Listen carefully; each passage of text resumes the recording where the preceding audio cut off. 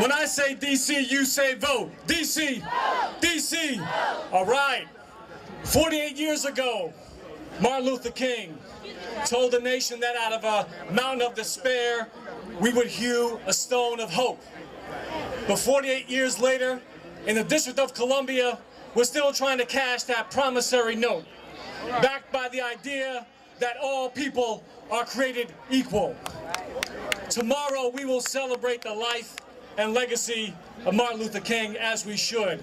But today, in this moment, we are celebrating him in the best way possible. By doing what? Continuing the struggle. Is that right?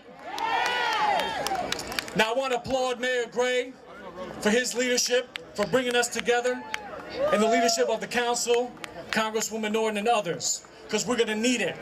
For a very long time, our opponents viewed the District of Columbia as a political punching bag that they can hit whenever they needed to raise money, appease a special interest group, or get votes back home.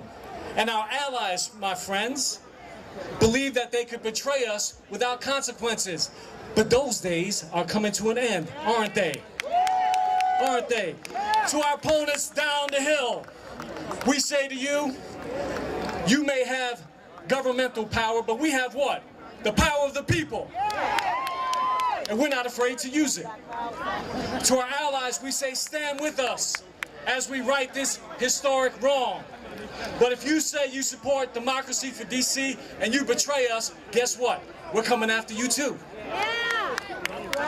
This has been a long struggle, and many of you have been involved in the struggle for a long time, but it started way back in 1801. And each generation has passed the baton on to the next generation and to the next generation. But I think that our time is different.